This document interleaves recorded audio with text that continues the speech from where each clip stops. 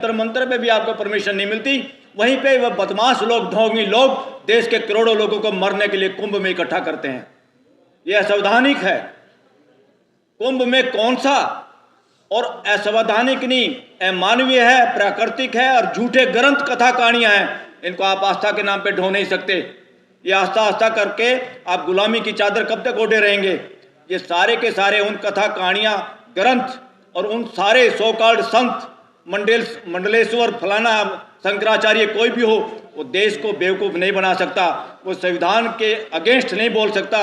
वो संविधान में दी हुई आज़ादी और संविधान की जो ड्यूटी है सबको साइंटिफिक टेम्पर का इंसान बनाना है, वो क्वेश्चन कर सके। आप इस पर क्वेश्चन नहीं करेंगे, ये आस्था है। ऐसी कोई आस्था देश में नहीं चल सकती। आस्थाओं के लिए 3 कंडीशन हैं।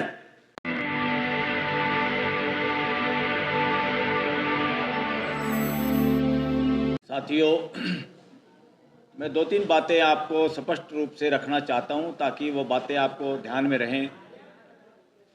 नंबर 1, इस देश में आज़ादी के बाद एक संविधान बना। संविधान के हिसाब से देश में मानवीय व्यवस्था स्थापित होना जरूरी था। मानवीय व्यवस्था स्थापित होने के लिए संविधान है, न कि शासन स्थापित होने के लिए। आज जो भी सरकारें चल रही हैं या जिस तरह का एटीट्यूड है, वो एटीट्यूड व्यवस्था का नहीं है, शासन मानसिकता का है। शासन मानसिकता राजशाही में होती है, तानाशाही में होती है, व्यक्तिवाद में होती है, डेमोक्रेसी में नहीं होती और ना डेमोक्रेसी में चल सकती। मगर डेमोक्रेसी के नाम पे देश में शासन व्यवस्था है। शासन व्यवस्था वो होती है जहाँ चुपचाप फैसले लिए जाते हैं, लोगों की भागीदारी नहीं की जाती, पार्लियामेंट से सस्पेंड किए जाते हैं एमपी, और पार्लियामेंट में आपके चुने हुए प्रतिनिधि भी गूंगे बन जाते हैं, मदारी के बंदर बन जाते हैं, बोल नहीं सकते। उसका नाम शासन व्यवस्था होता है। इसलिए डेमोक्रेसी के नाम पे शासन व्यवस्था चल रही है। लगातार देश के लोगों को एक बात ध्यान में रखनी चाहिए, सरकार का कोई भी काम है, कोई भी पॉलिसी है, कोई भी कानून है, सुप्रीम कोर्ट का भी कोई फैसला है, वो सबको एक दृष्टि से आपको देखना चाहिए, क्या इसमें शासन की बू आ रही है या लोकतंत्र की व्यवस्था, हमारी भागीदारी की कोई इसमें आ रही है। और इसीलिए मैं कह रहा हूँ, देश के अंदर राइट टू असेंबल, इकट्ठे होना सबका मौलिक अधिकार है, कोई दिक्कत नहीं है।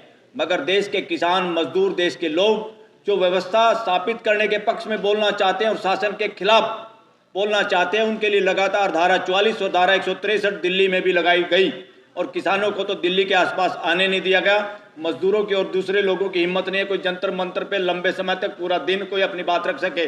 और उसमें क्या है, परमिशन की जरूरत है। कौन है परमिशन देने वाले बदमाश? जिनका नाम एग्जीक्यूटिव मैजिस्ट्रेट है हमारे कानून में। वो अंग्रेजों ने बनाया था। क्यों बनाया था वो कानून? ताकि जब भी कोई बोलना शुरू करे, अपने गुलाम बंदर से उनको नकेल कसवा दी जाए और लोगों को बोलने नहीं दिया जाए, लोगों को इकट्ठे ना होने दिया जाए।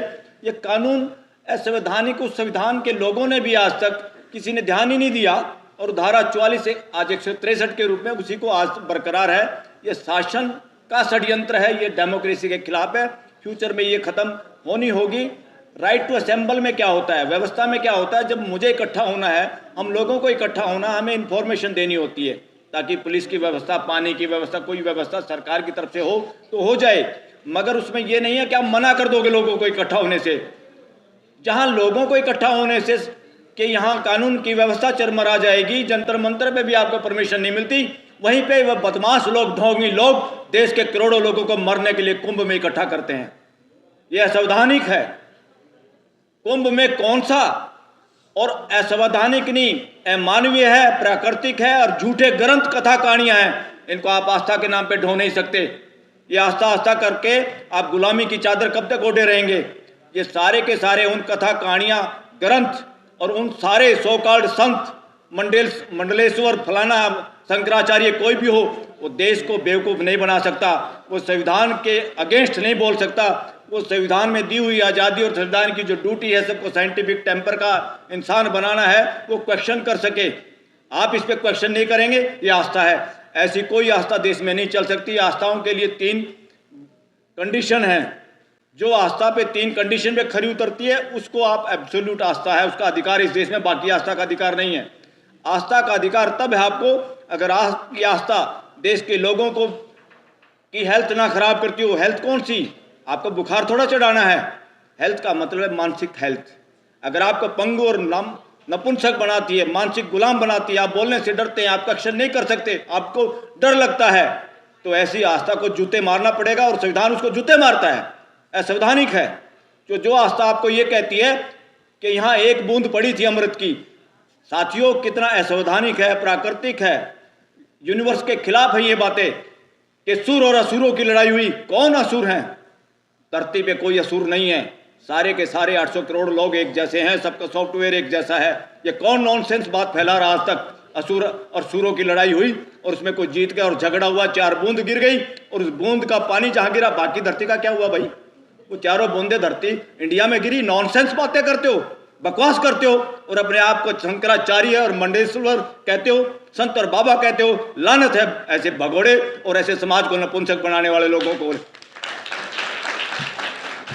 आज देश के लोगों को और खासतौर पर युवाओं को चैलेंज करना होगा इन फ्रॉड जो पोस्ट हैं। ये इस देश के लोगों को प्रधानमंत्री एक पोस्ट है, एक व्यवस्था है। प्रधानमंत्री किसी के बाप की और खैरात की पद का नाम नहीं है।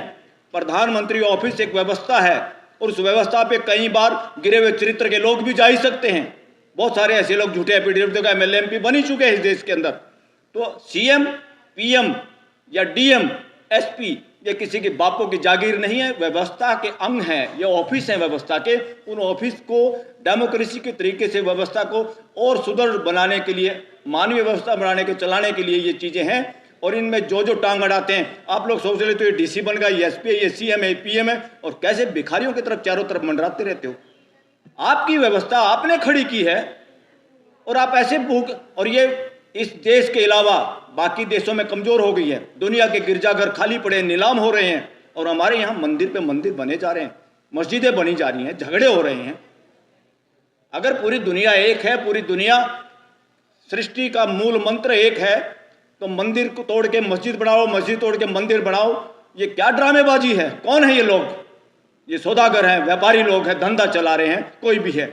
और साथियों, इस देश में वर्णवादियों से वर्णवादियों के लिए शासन व्यवस्था चल रही है, लोकतंत्र नहीं चल रहा देश के अंदर। और आप लोग क्या किससे मांगते रहते हो? इतना नपुंसक बना दिया आप लोगों को और हमारे को कि हम सोचते हैं जो कुछ कर रहा है भगवान कर रहा है। अरे कौन है वो सांड अस्तित्व में जो बदमाशी कर रहा है, किसी को गरीब बना रहा, किसी को अमीर बना रहा?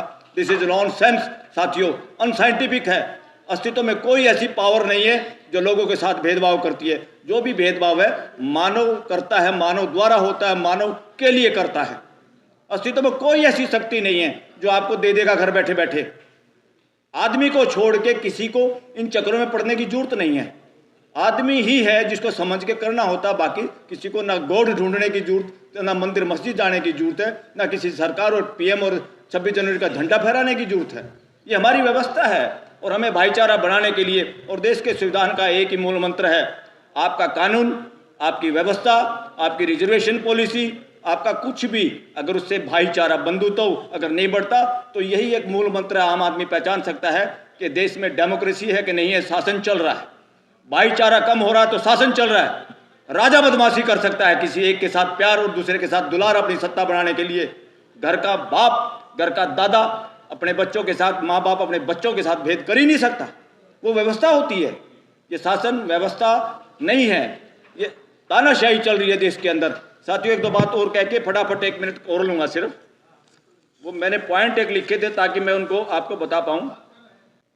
हाँ, आपने ये पीछे जो लिखा है दिल्ली में डोमिसाइल का, बिल्कुल।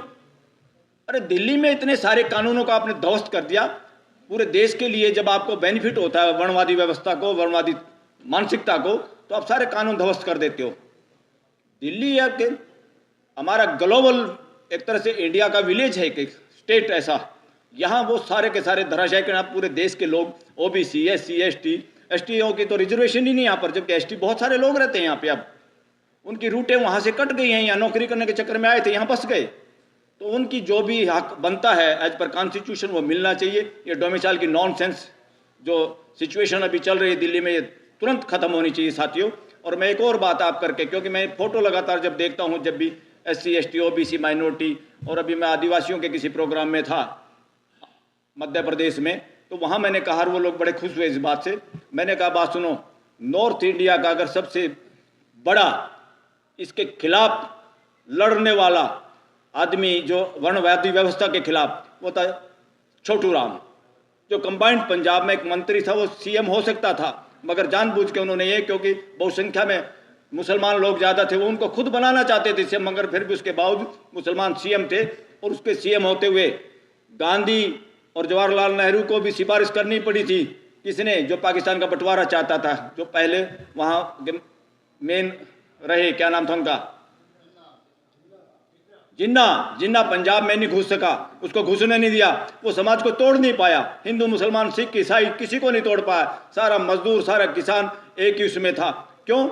क्योंकि सब सामने वाला अगर परिवार के मुखिया या परिवार के कुछ लोग ऐसे हों जो पूरे परिवार को बांध के रख सकते हैं, वही है व्यवस्था, मानवीय व्यवस्था। और उसको भी अब लोगों में ये मत बना है, क्योंकि उनका शरीर नीला पड़ा हुआ था, जो उनके पास रहते थे, एक सरदार जी जो अब इंग्लैंड में बसते हैं, उनके फादर थे, उनके पास एम्प्लॉय थे, उन्होंने बताया था, बोले उस वक्त ना कम्युनिकेशन थे ना कुछ था, मेरे बाप ने बताया था कि छोटू राम का शरीर नीला पड़ा हुआ था, वो मरा नहीं था, जहर दे के मारा गया था, इसीलिए डिवीजन के लिए क्या क्या नहीं हुआ इस देश के अंदर।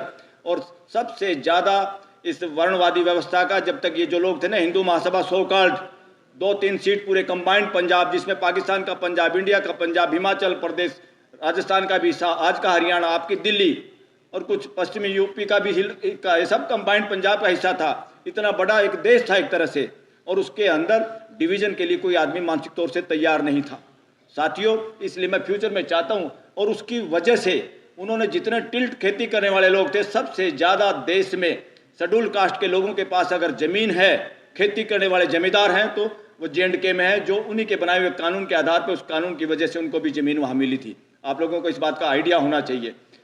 और उसका बेनिफिट वर्णवादियों को भी मिला, ब्राह्मणों को भी मिला, बनियों को मिला, जो टिल्ट करता था, खेती करता था, उन सबको मालिकाना हक मिला था, only due to Chhotu Ram. तो छोटू राम जैसा वो भी एक ओबीसी का चेहरा है इस देश के अंदर, और उस ओबीसी का जो माइनॉरिटी के साथ हैं, जो डिविजिव फोर्सों के खिलाफ लड़े, और उस फोर्स के खिलाफ लड़ते लड़ते जिनकी शहादत हुई, और समाज को पता ही नहीं था कि जहर दे के मारा गया है। आज जब उसके सबूत सामने आ रहे हैं, तो ये स्टोरी इस देश की है। देश में आदमी की पहचान नहीं हुई, अभी भी वर्णवाद, वर्णवादी ग्रंथ, वर्णवादी कहानियाँ सिलेबसों से गायब होने चाहिए, यूनिवर्सिटियों से। और सारी किताबें किसी के घर में जूते मार के, लात मार के बाहर फेंक दो। हमने तो सारी की सारी उन किताबों के, हरियाणा के लोगों ने तो ऐसी किताबों की आग बना ली और उससे तम्बाकू भर के हुक्का पी गए।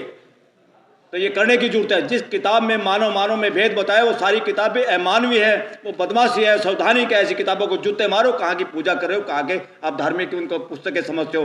ये बदमाशी के अड्डे हैं, लगातार आपको गुलाम बनाने के अड्डे हैं। ऐसे अड्डों से बचो और खुल के बोलने की जरूरत है, डरने की जरूरत नहीं है। कोई आस्था वास्ता का कोई केस इसमें नहीं चल सकता, क्योंकि 3 guarantee: public health, public order, public morality. Public morality क्या? जनता जब सारी की सारी उस बात को समझती है, जानती है सूरज इधर निकलता है और कोई कहे सूरज नहीं निकलता, धरती घूमती है, वो मूर्खता इन्होंने की थी पादरी फादर लोगों ने, ठेकेदार थे जो ईसाई धर्म के, कि धरती नहीं घूमती, और गैलीलियो को सजा सुना दी, सजाए मौत। हमारे जैसे लोग थे कुछ साथी, कहा इन मूर्खों से कहाँ लड़ाई लड़ते हो, बचे रहे तो ज़्यादा काम कर पाओगे, नहीं तो सूली कितने लोग चढ़ गए आप। तो उसने कहा भाई मेरी गलती होगी, तुम्हारी ग्रंथ ये जैसे भी बाइबल कहती है ऐसे हो रहा है, धरती नहीं घूम रही। तो क्या धरती घूमने से हटी? उस धरती के घूमने से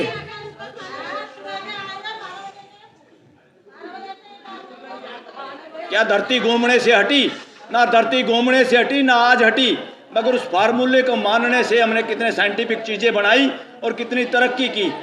इसलिए साथियों, पब्लिक मोरालिटी ये है, जनता जिन चीज़ों को जानती है उसके खिलाफ अगर कोई सो कॉल्ड रिलीजियस ग्रंथ, ये रिलीजियस ग्रंथ नहीं है, धार्मिक ग्रंथ होते सच्चाई पे आधारित, ये सांप्रदायिक ग्रंथ हैं, झूठे हैं, कथा कहानियों से बचो और अपने आने वाली पीढ़ियों को भी, आज को भी सुदृढ़ करो। Thank you very much. अगर आपको लगता है कि हमारा काम बहुजन समाज के लिए महत्वपूर्ण है, तो आप हमें आर्थिक सहयोग के लिए सीन दिखाए गए QR कोड स्कैन और फोन पे और गूगल पे और UPI और बैंक अकाउंट में कर सकते हैं। फोन पे, गूगल पे 9250529129, UPI 9250529129@YBL। Bank account state bank of India AC 1042994628, IFSC code SBIN 00065363। आपका छोटा से छोटा सहयोग समाज और हमें और मजबूत करेगा, जिससे हमें बहुजन पत्रकारिता में और निष्पक्ष बनाने में मजबूत करेगा। जय भीम, जय भारत।